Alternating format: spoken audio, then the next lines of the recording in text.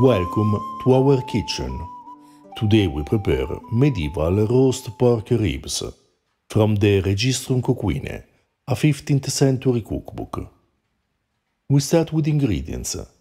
We need pork ribs, red wine, almonds, verjuice, raisins and spices, ginger, cloves and nutmeg.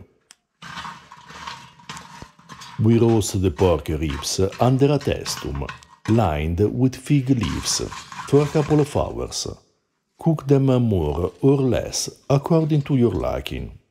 Testum is a portable clay oven that can be placed in a fireplace or a brazier, and is very useful if one doesn't have an oven.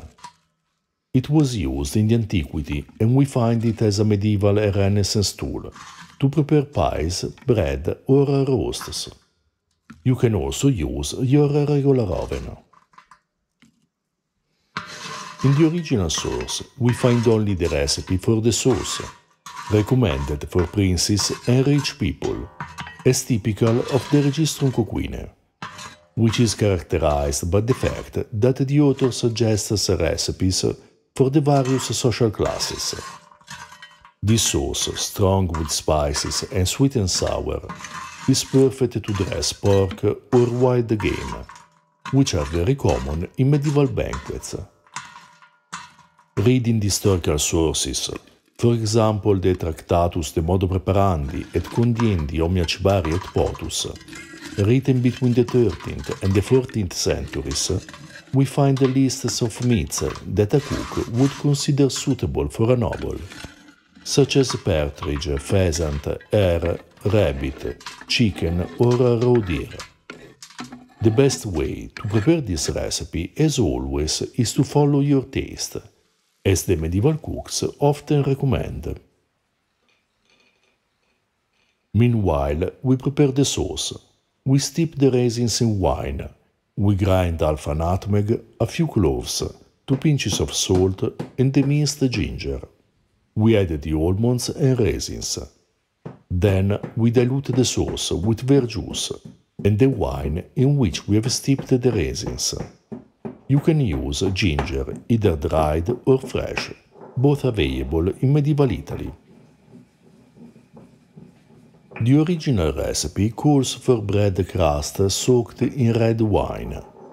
We replaced it with almonds, which have exactly the same function as bread. They act as thickener for the sauce. We can use different nuts to obtain the same effect, for example hazelnuts or pine nuts. Since we didn't use bread, we soaked the raisins in wine instead. In any case, feel free to follow the author's instructions if you prefer. If you don't have verjuice, which is the juice of unripe grapes, you can use lemon or orange juice instead, or a little vinegar, which are common substitutes for verjuice, according to medieval sources, such as Maenus de Maenieris Opusculum de Saporibus, written in the 14th century. Written by Johannes Bockenheim in the 15th century, the Registrum Coquine is a fascinating source that features more than 80 recipes, collected into 2 manuscripts.